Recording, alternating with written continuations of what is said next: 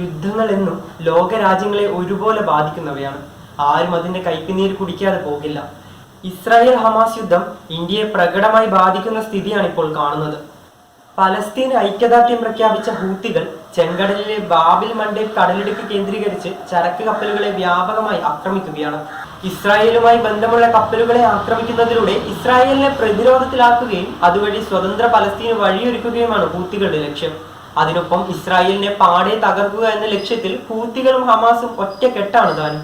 ഇസ്രായേലുമായി ബന്ധമുള്ള കപ്പലുകൾ മാത്രമേ ആക്രമിക്കൂ എന്ന് ഹൂത്തികൾ അറിയിച്ചെങ്കിലും ലോകത്തിലെ ഏറ്റവും മുന്തിയ 10 കപ്പൽ കമ്പനികളിൽ 8 എണ്ണവും ചെങ്കടൽ വഴിയുള്ള ഗതാഗതം നിർത്തിയിരിക്കുകയാണ്.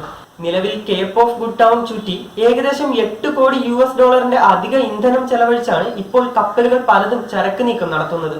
ചെങ്കടൽ വഴിയുള്ള യാത്രയേക്കാൾ 10 മടങ്ങ് ചിലവ് അധികമാകുന്ന റൂട്ടാണിത്. ആഗോള ചരക്ക് നീക്കത്തിന്റെ 80% കടൽ മാർഗമാണ് നടക്കുന്നത്. അതിൽ 30% ചെങ്കടൽ വഴിയുമാണ്. ഇതാണിപ്പോൾ ഹൂത്തി ആക്രമണം മൂലം പ്രതിസന്ധിയിലായിരിക്കുന്നത്. ഇന്ത്യയുടെ കാര്യമെടുത്താൽ പ്രതിവർഷം $200 ബില്യൺ മൂല്യമുള്ള ചരക്ക് നീക്കമാണ് ഇന്ത്യ ചെങ്കടൽ റൂട്ടിൽ നടത്തുന്നത്. കുറച്ചുകൂടി ലളിതമാക്കിയാൽ ശതകോടീശ്വരൻ മുകേഷ് അംബാനിയുടെ ആകെ ആസ്തിയുടെ ഇരട്ടിയോളമാണ് ഇന്ത്യ പ്രതിവർഷം ഈ റൂട്ടിൽ നടത്തുന്ന ചരക്ക് നീക്കം. ഇന്ത്യയുടെ വളർച്ചയിൽ ഈ ചരക്ക് നീക്കത്തിന് കാര്യമായ പങ്കുണ്ടെന്ന് സാരം. അരി, ഗോതമ്പ്, പഞ്ചസാര എന്നിവയുടെ ലോകത്തിലെ 2ാമത്തെ വലിയ ഉൽപാദകരാണ് ഇന്ത്യ. ഇവയുടെ കയറ്റുമതിയിലടക്കം ഇന്ത്യ തന്നെ മുന്നിൽ. ചെങ്കടലിൽ ഹൂത്തി ആക്രമണം നടന്നതോടെ ഇന്ത്യയുടെ അരി കയറ്റുമതിയിൽ മാത്രം ഏതാണ്ട് 4 മുതൽ 5 ബില്യൺ കുറവ് വരുമെന്നാണ് വിദഗ്ധർ ചൂണ്ടിക്കാട്ടുന്നത്.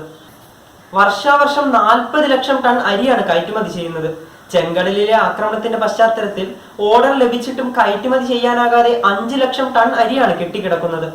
ആക്രമണം ഉണ്ടാകുന്നതിന് മുമ്പ് യമനിലേക്ക് അരി എത്തിക്കുന്നതിനുള്ള നിരക്ക് $850 ആയിരുന്നു. എന്നാൽ ഇപ്പോഴത് $2400 ഉയർന്നു. ജിദ്ദയിലേക്കുള്ള കണ്ടെയ്നർ ചാർജ് $300 നിന്നും $1500 ഉയർന്നു.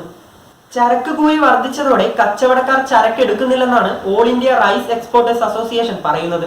പ്രതിവർഷം 4 മുതൽ 4.5 മില്യൺ ടൺ ബസ്മതി അരിയാണ് ഇന്ത്യ കയറ്റുമതി ചെയ്യുന്നത്. ഇതിൽ ഭൂരിപക്ഷവും കയറ്റി അയക്കുന്നത് ഗൾഫ് രാജ്യങ്ങളിലേക്കാണ്. അരി കയറ്റുമതിക്കൊപ്പം ചെങ്കടൽ പ്രതിസന്ധി ഇന്ത്യയിലേക്കുള്ള സൂര്യകാന്തി എണ്ണയുടെ ഇറക്കുമതിയെയും ബാധിച്ചിട്ടുണ്ട്. 1 ടൺ എണ്ണ ഇറക്കുമതി ചെയ്യാനുള്ള ചെലവ് $30 ആയാണ് വർദ്ധിച്ചത്. മറ്റു വഴികളിലൂടെ സൂര്യകാന്തി എണ്ണ ഇറക്കുമതി ചെയ്താലും പ്രശ്നം പരിഹരിക്കാൻ കഴിയില്ലെന്നാണ് വിലയിരുത്തൽ. ഇന്ത്യയുടെ മറ്റൊരു പ്രധാന വരുമാന മാർഗമാണ് ക്രൂഡ് ഓയിൽ.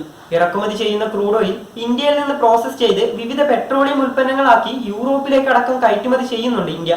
റഷ്യയിൽ നിന്നുള്ള ഈ ക്രൂഡ് ഓയിൽ ചെങ്കടൽ വഴിയാണ് എത്തുന്നത്. പ്രതിസന്ധി തുടർന്നാൽ ഇന്ത്യയിലേക്കുള്ള എണ്ണ ഇറക്കുമതിയും താറുമാറാകും. തിരിച്ച് പെട്രോളിയം പ്രോഡക്ട്സ് കയറ്റുമതി ചെയ്യുന്നതിനും ചെങ്കടൽ തന്നെയാണ് എളുപ്പമാർഗം. കേപ്പ് ഓഫ് ഗുഡ് ടൗൺ വഴി ചുറ്റി വളഞ്ഞു പോകുമ്പോൾ എണ്ണ വില ഗണ്യമായി കൂടുകയും ചെയ്യും. ഹൂത്തികളെ സപ്പോർട്ട് ചെയ്യുന്ന ഇറാനുമായി റഷ്യക്ക് അടുത്ത ബന്ധമുണ്ട്. അതുകൊണ്ട് തന്നെ റഷ്യയിൽ നിന്നുള്ള എണ്ണ ഇറക്കുമതിയെ കാര്യമായി ബാധിക്കില്ല എന്ന വിലയിരുത്തലുകളുമുണ്ട്. ഇന്ത്യ വൻതോതിൽ കയറ്റുമതി ചെയ്യുന്ന ടെക്സ്റ്റൈൽ, സ്പൈസസ്, ജ്വല്ലറി, ഡയമണ്ട്സ്, കാർഷിക ഉൽപ്പന്നങ്ങൾ, ടീ, കോഫി, കെമിക്കൽസ് എന്നിവയെല്ലാം ചെങ്കടലിലെ ആക്രമണം ബാധിക്കും. ഈ മേഖലയിൽ ജോലി ചെയ്യുന്നവരും വൻ പ്രതിസന്ധിയിലാകും. ഈ കാരണങ്ങൾ കൊണ്ട് തന്നെ ഇസ്രായേൽ, പലസ്തീൻ, ഹൂത്തികൾ എന്നിവരുമായി ഒന്നും നേരിട്ട് പ്രശ്നങ്ങളില്ലാത്ത ഇന്ത്യയും ആക്രമണങ്ങളെ പ്രതിരോധിക്കാൻ നിർബന്ധിതരാണ്.